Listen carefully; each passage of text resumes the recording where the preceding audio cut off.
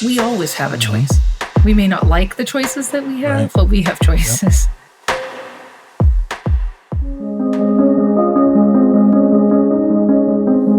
Hello, world. This is Just Being Intentional with Thomas Harris. My name is Thomas Harris. I'm your host for the show. If you would do me a favor and go ahead and subscribe to the channel. We want to hear some feedback on how the show is going, but we appreciate you checking in with us, taking time out of the day to be with us. So thank you. Without further ado, I want to introduce my guest for today's show. She is a mother to 6 young men. She is an attorney, and she is also a survivor of domestic abuse. So in the very short amount of time that I've known her, and just by hearing her story, I see her as a mom, a lawyer, and a hero.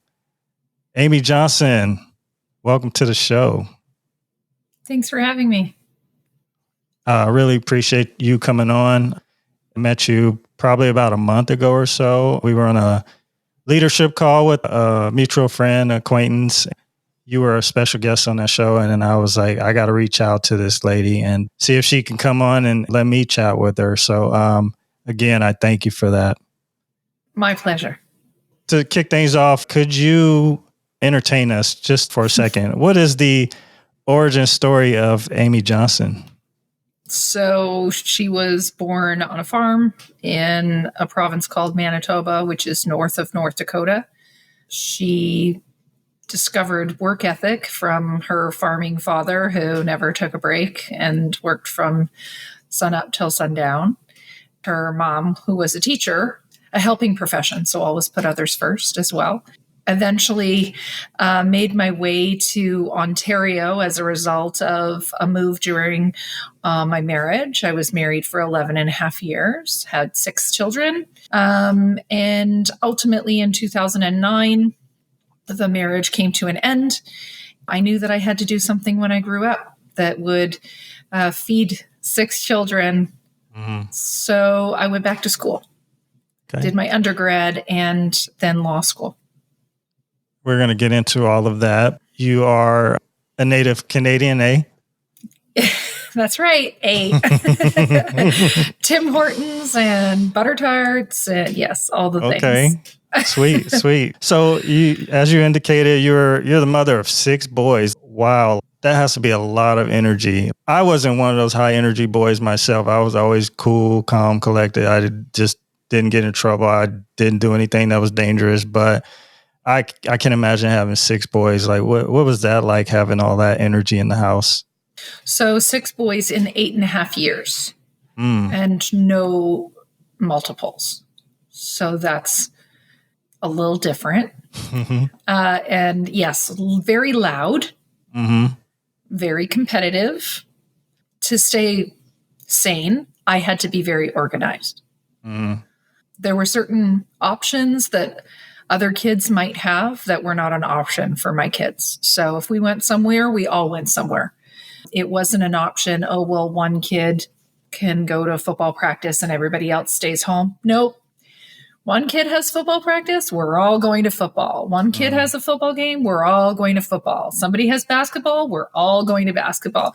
We all went to the doctor's appointments. We all went grocery shopping. We had to travel as a pack, as a team, because for so many years, I didn't have anybody who was old enough to look after the younger ones. If I was going to go to the grocery store, nobody was old enough to stay home. So we just all went together, or we didn't get groceries. That wasn't really an option. So were there a lot of fights? So one thing that I noticed, so first of all, birth order is real. And if anybody's done any reading about birth order, I'm telling you, it is real. And the ones who are closest in age get along the least. 1 and 2 don't get along as well as 1 and 3. Like that kind of thing. As they get older and they don't always live under the same roof and things like that, it's a very different dynamic. Growing up, number 1, very typical number 1, overachiever, very focused. Number 2 said, oh, you're good at sprinting? I'm going to jog. Oh, you don't want to swim? I'm going to swim. He didn't want to compete.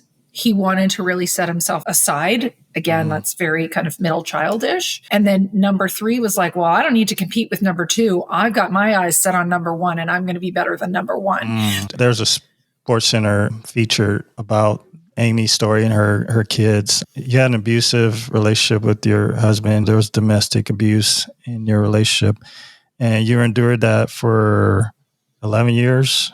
The whole time. Pretty much the whole marriage. The whole time. Yep. With 6 kids. 4 of those 6 boys were also abused during that time. They were all abused, but there were charges related to the oldest 4 of a particular event. But the younger ones were 3 and 2 when we separated. And so they don't necessarily have particular memories. They were always witnesses to the abuse, but they don't have particular, I remember seeing this. Yeah. What's more sadly interesting about the younger 2 is that it changed how their brain developed.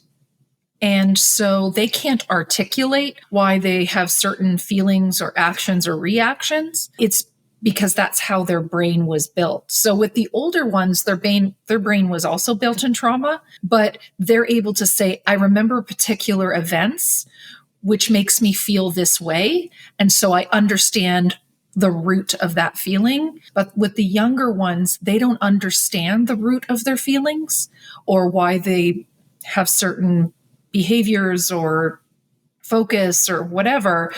They can't identify where it came from. They just feel a certain way and don't know why. How does one endure that much trauma in a relationship for as long as you did?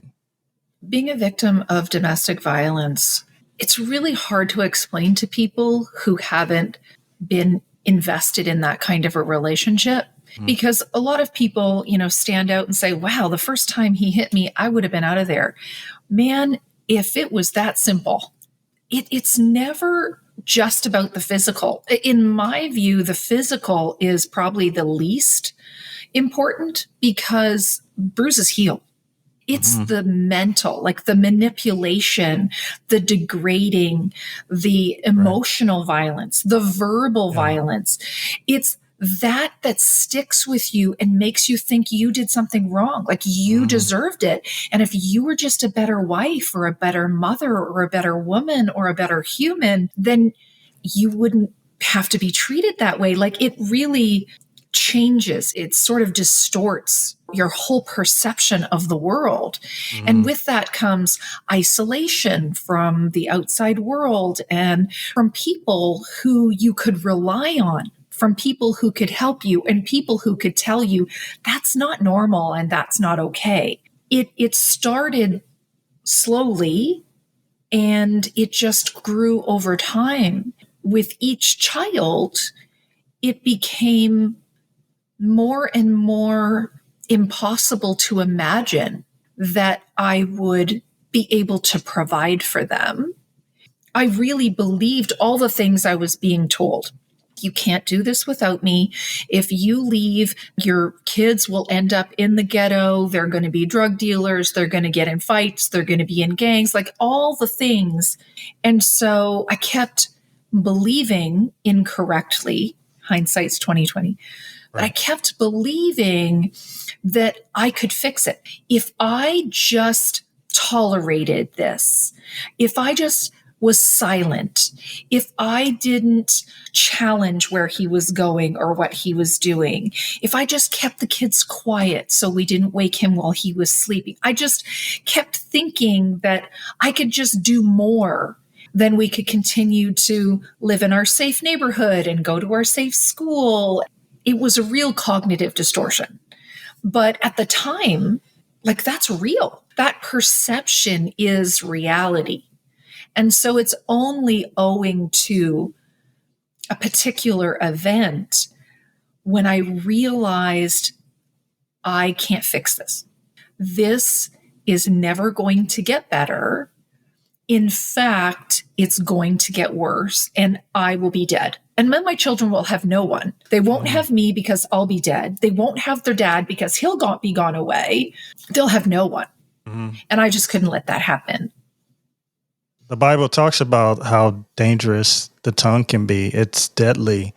You can do just as much or more damage just by your words than you can physically to a person, because it's so mentally degrading, and you start to believe the lies that are being thrown at you like fiery darts, and you start going from that to taking over yourself and telling yourself that I won't amount to anything and I'll never be anything and I'm nothing special and no one's ever going to love me.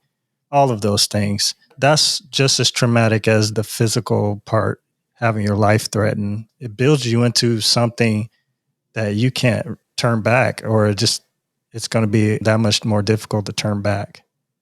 Does that make sense? It absolutely makes sense. My reality is that bruises heal, but the cuts from the tongue, from the emotional and verbal abuse, those never quite heal. And you'll hear a trigger word and it just opens up that cut again. And it oozes for a little while, and then you have to work on it and you have to heal it. And then there'll be another trigger word. It opens up another cut. As appreciative as I am for the experiences that I have had, because without them, I would not have discovered my strength and I wouldn't have grown and developed and evolved. It is something that I continue to carry with me. It is a lifelong work in progress. It is for all of us who have experienced trauma. It is a lifelong work in progress. And we have to continue to deal with, how do we handle triggers? Can we predict the triggers? Can we avoid the triggers? Learning how to act instead of react to the triggers. Like all of those things, they don't just go away. And it doesn't matter how much therapy you have. They don't go away. You just learn to manage them. With all of that, thank God you had the strength and the awareness that you needed to get away to save your kids and yourself from this horrible situation you were in.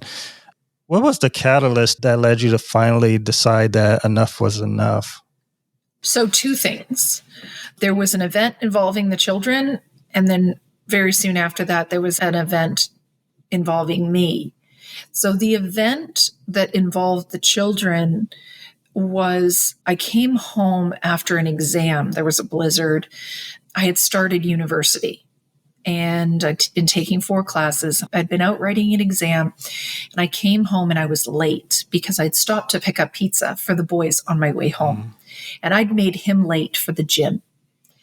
And he was furious. And when he came back from the gym, he pulled all the boys, all of us, me and all of the boys, into one room, and he beat them. He beat them with the hockey stick, and the 2 little ones and myself were forced to watch this. The wailing, the screaming, the begging, the pleading, it didn't matter. He beat them all and told them it was my fault because I was late and selfish and all the words that you can imagine would go along with that. So at that moment, I was like, oh, we're getting out of here. I just need a plan. And so I started to figure out, what our next step was going to be and how we were going to exit. But before I could actually execute any kind of a plan, there was another event that was an all-night adventure. I thought the kids didn't hear it. I thought the kids were asleep. It was all night long. Come to find out, they heard all of it. They weren't asleep. They were huddling, afraid because of the sounds that they heard coming from our bedroom. But he threatened to kill me and did it in such a way that I realized he was very, very serious. He was very calm, like ridiculously calm, and whispered in my ear as he had his hands around my throat. He said, "You don't know how badly I want to stab you with a steak knife 65 times. Wow. And I went, he's really going to kill me. And he totally painted the picture for me. My youngest son, who was 2 at the time, used to wake up really early in the morning, and he'd come down to our room and he'd knock on the door.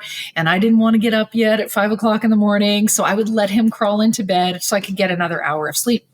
And he said, and your baby's going to knock on the door, and he's going to step in a pool of your blood, and he's going to find you dead. Your baby's going to find you dead. And I thought to myself, oh my God, like, this is it. This is really it. I kind of escalated, accelerated my, how are we going to get out of here? I accepted at that moment what really happened. Okay, if we're being completely insightful. So what really happened is I realized I couldn't fix it anymore. I had let go of this idea that staying married to him was the only way we could possibly survive. I let go of that. And I said, no matter what happens, it's better than this. Because in this chapter, in this performance, I'm dead. So anything is better than dead. Ghetto is better than dead. Yeah. Yeah. Like, ghetto is better than dead. Right. And so I just kind of accepted that this is over. And that was really the first step, was accepting that it was over, because after that, it didn't matter where we were going. It didn't matter how we were getting there. Nothing mattered. I could just let go, just kind of cut bait and go. I'm a person of faith. And at that moment, I kind of just left it up to God. There's going to be a way made, because this isn't God's plan for me. Mm-hmm. And there was. There was a way that was made. Absolutely. At some point, you got to take someone's threat seriously. They're actually going to follow through with this. And I can't imagine the danger that you must have felt, not just for yourself, but for your kids. And it was, the Holy Spirit was telling you it's time to get up and go. You have the mental fortitude to make that decision and not delay that decision any longer, and just make a move. Not particularly knowing what would be ahead of you, but knowing that this was the first decision that was post haste. We have to go, and we have to go now. And this is the moment that was set up. He was gone. He was out of town. Now or never, basically. Yep. If we don't make this decision today, I'm not going to be here tomorrow. So it had to be done. It took incredible bravery on your part to think about 6 other souls that had to go to the unknown, leaving your house. I want to talk about next, you were homeless after that for a short time. How long were you homeless? Give or take about 3 months. 3 months, too long, right? I don't know about where you are, but where I was at the time, women's shelters were not equipped, and to my understanding are still not equipped, to handle a family of 7. Family of 2, 3. I mean, we called around within like 2 hours of where we were currently living, and there was no women's shelter that said, yeah, come on over. Like, we've got room for 6 kids and a mom. We're built to fit that kind of a like, no, it's not a thing. Through faith in my church community, fortunately, there was a family who was going to Florida for a couple of months. They let me stay in their house. So effectively homeless. We were in temporary housing, and I was looking for a more permanent solution. If you were in Nashville, there would be a place for you and your kids. I actually work at homeless shelter, and we house families all the time. So I want to stress the importance of community, and because you brought it up, you had a church community, and the way it was designed for the church was that we would live in community with one another. We would take care of each other. We would share each other's burdens. And when someone was in need, the church would step in and take care of those needs on behalf of that family that was trying to figure things out. The definition of community, it was, we're going to take care of each other, and we're going to do whatever it takes so that people can continue our life. It's a model, it's a testimony for the rest of the world to see that this is what true community looks like. And I'm glad you had that. So I'm sure that kept us alive. Absolutely. It was everybody in that community. It was the priest. The priest's wife was my first contact. The priest and that particular family and some other lady who had a garage that she let us store our things in. And the ladies who just showed up at my door with food. And it was everybody just kind of took us under their wings and said, we've got you. There were certain things that they couldn't help with, but in the areas that they could help, they just made us really feel important. And when you felt unimportant for so long, feeling important was like, what is this? I'm sure that was such a vital part of your story and how you were able to rebound and get back was that you had people come around you to support you in that. So you earned your law degree from the University of Windsor, Ontario Law School, correct?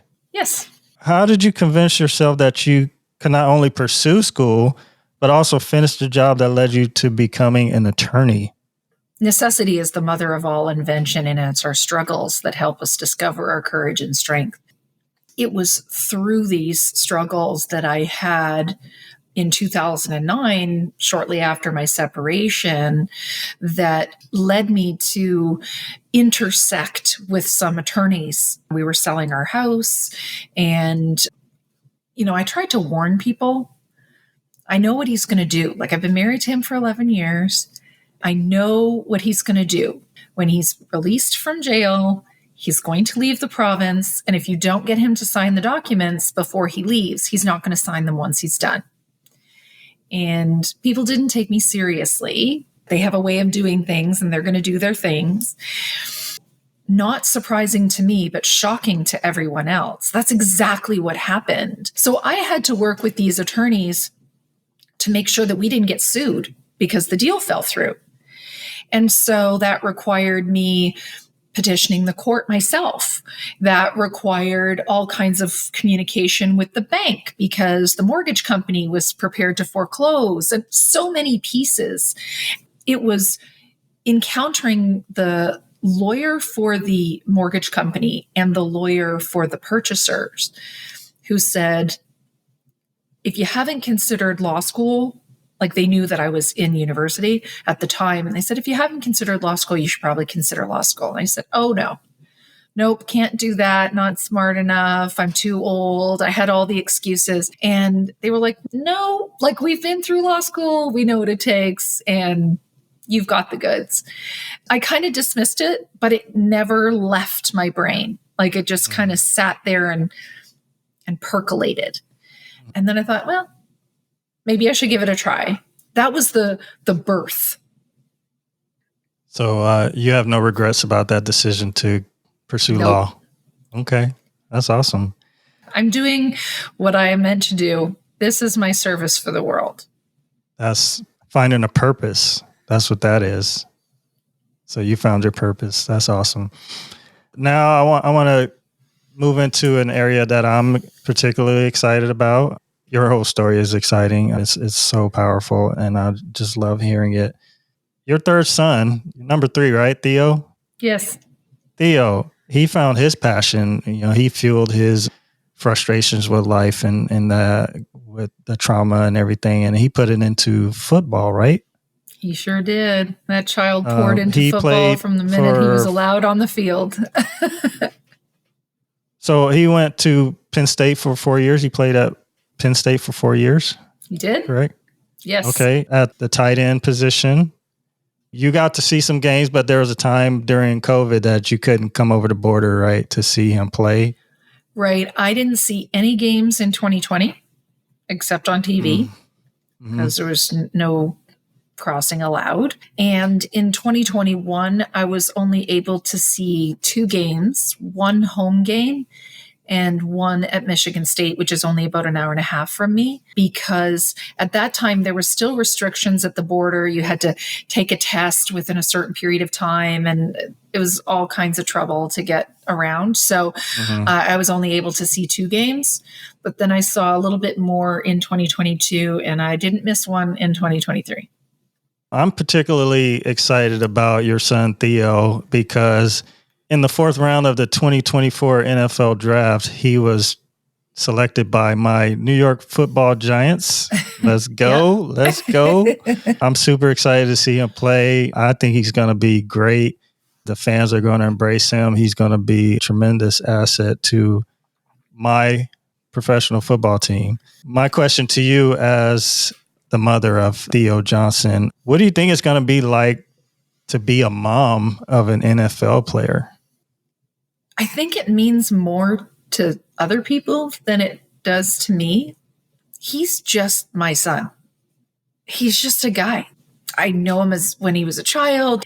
He's not Theo Johnson. You know what I mean? Mm-hmm. Like he's not the NFL player. He's my guy. Yeah, he's just my son. The best part of watching him play is being able to watch him living his dream. That's the best part.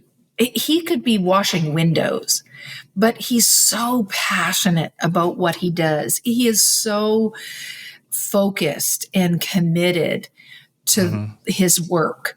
You know, first one in, last one out, doing extra work, taking care of his body, getting extra reps in, you know, taking steps because he takes this so seriously. And he has an excellent work ethic. And it's just comforting as a parent to watch your son being able to compete and accomplish and, you know, pursue something with such passion.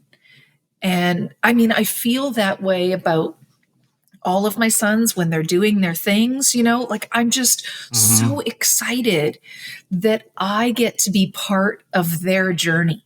You know, like I'm not doing it. I'm not catching, throwing, learning the plays, all the words, but I just get to be there as an observer to watch them live out their dreams. Like that is just such a gift that as parents, I would like to think that most parents would agree with me. Like as a parent, you want good things for your kids. Like you want them to love life and have success and do something that they enjoy. And he gets to do that.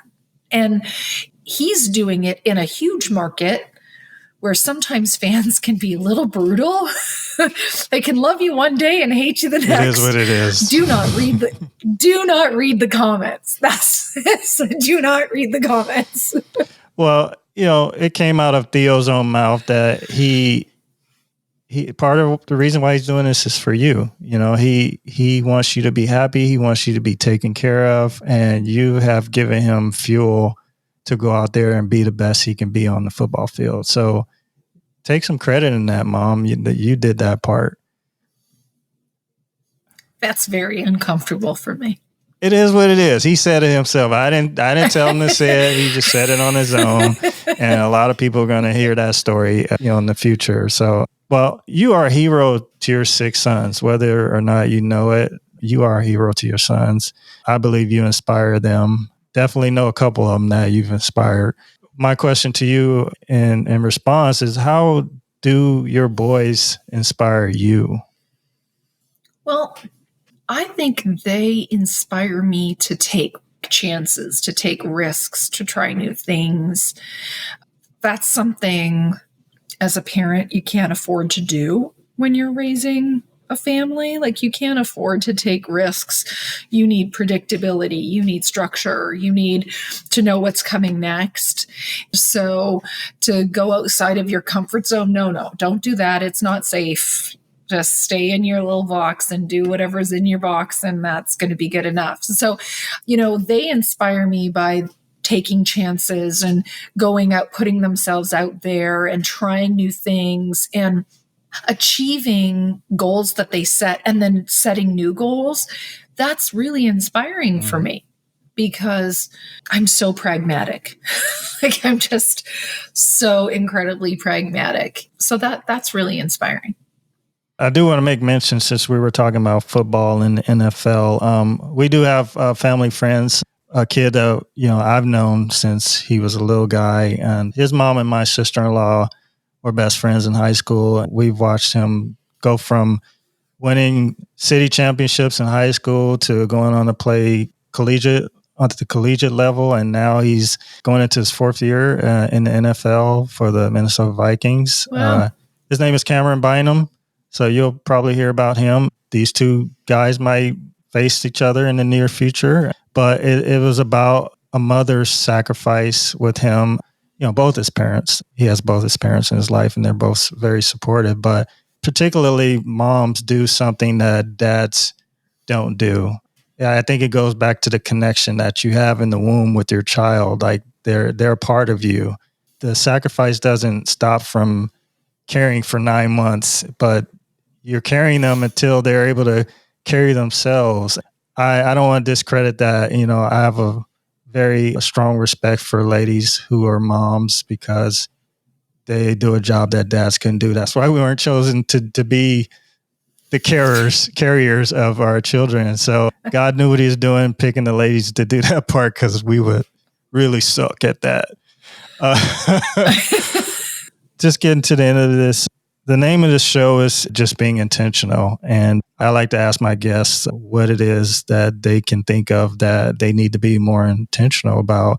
Amy Johnson, Miss Johnson, what do you need to be more intentional about? So I've given this some thought.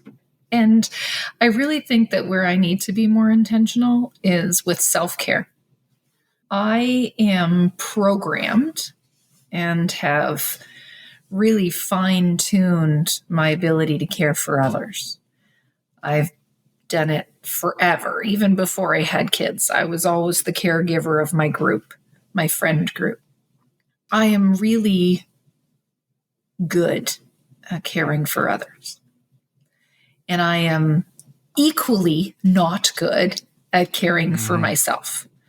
As I get older and my kids get older and needs change and we evolve as people, I know, and I'm working on trying to take better care of myself, because that's my responsibility. It's nobody else's responsibility to take care of me. It is my responsibility to prioritize myself, especially as my kids launch. They don't require the same amount of energy as they once did. And so theoretically, I have that energy, and I can put some of that energy into caring for myself. I am really working on that. In the professional world, if you take the strengths assessment, our strengths also have a balcony, and then it has the basement. Our strengths can definitely be our weaknesses if we're not careful. But the self-care part is the part I struggle with a lot. I live a life of being of service, in the military, working with those struggling with addiction issues and homelessness and serving in church. All those things can really tap you out, but you have to be able to take time for yourself, because you're not going to be of any good use to anybody if you don't take care of yourself. I just have to continue to be mindful of that. And I see you see that as well. Do you have anything else that you would like to share with other moms that can relate to your experience with trauma from domestic abuse? So I continue to tell my story because I choose to believe that somewhere out there, somebody will hear this and they will think, well, if she can do it, I can do it too. We all know, science tells us that women, and I use the word women because the vast majority of the statistics that we hear, intimate partner violence, are still women. That doesn't mean that men aren't victims of intimate partner violence, but that isn't what the science tells us right now. It could just be because they're not reporting it, in fairness. Ultimately, the message that I'm trying to send and that I hope people receive is it doesn't take a superhero to change their life. It's a choice. We always have a choice. We may not like the choices that we have, but we have choices. And so if somebody hears my story and they think, I could never do that.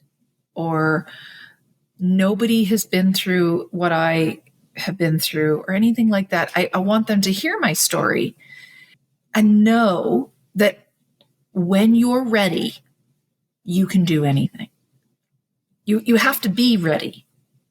And I tell people who come into my office or people who talk to me about this, family members, loved ones say, we know what's going on over there and we're trying to help her or we're trying to help him. And you can't. Like, they have to be ready. Same as people with addiction, right? Like, you can't go to rehab for other people. They have to go to rehab for themselves. It's the same thing. So when you're ready, you're capable of anything.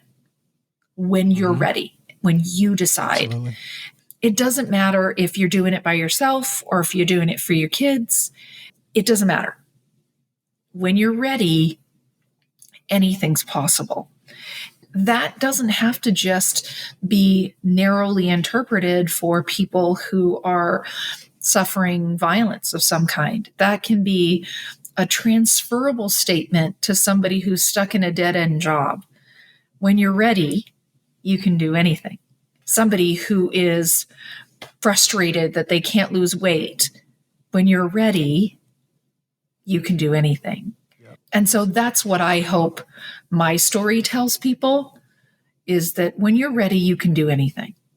You have to quiet the noise, because we have noise in our head, things that we tell ourselves, and we've internalized what other people have told us.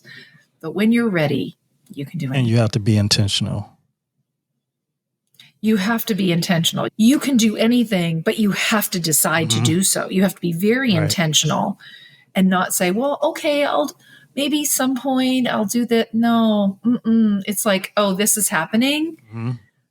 It's deliberate, calculated, intentional. I could tell some guys that I come across that are, experiencing homelessness. I say, your life might suck right now. I can see that. I can understand that. But question you have to ask yourself is, what am I going to do about it? When you're ready, like you said, that's when you're going to know I got to make a move, and I'm going to do this because it's necessary. And you got to take that step out in faith, like we talked about earlier, and you just got to make it happen. See what happens if you just do what you're supposed to do. It's scary. People develop comfort in dysfunction. And so that whole risk-taking part that we talked about, coupled with, that comfort in dysfunction, it's a perfect storm for just continuing to do the same thing and then hoping for a different result. The true definition of insanity, right? Like you said, what are you going to do about it?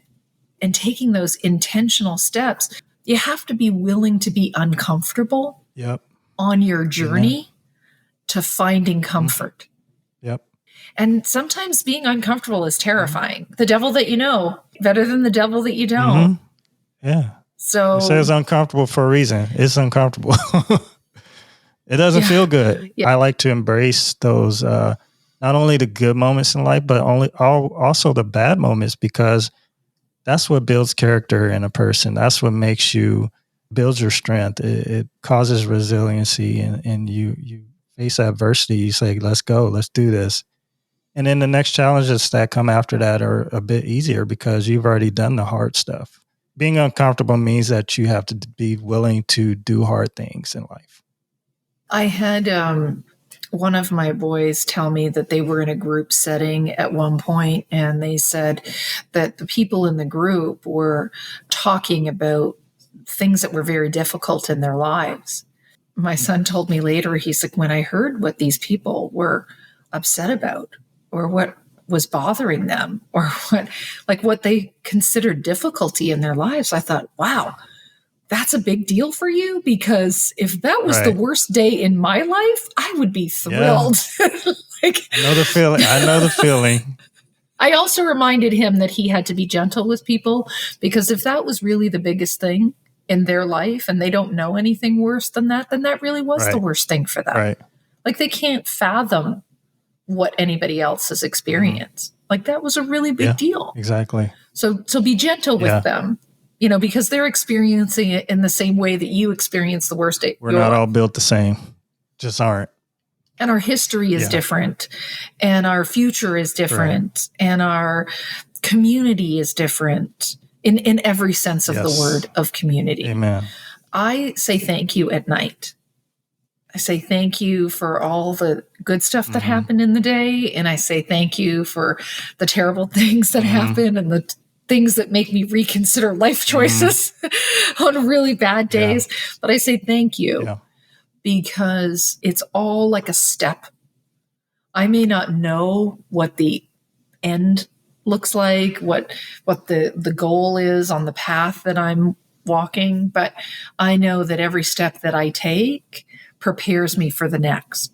If not for the steps that I have taken and the journey that I have taken, all the twists and turns and rocks and trees and mines and bombs that I have experienced, if not for them, I may not be able to do what I do now, advocate in the same way, understand, listen, empathize. And I think I have a pretty exceptional bullshit meter. You and me both. That keeps me in pretty good stead, both with people who think that they can bullshit me and people who are not so closely related, but I'm hearing what's going on. And no, friend, that is not how this is going to go.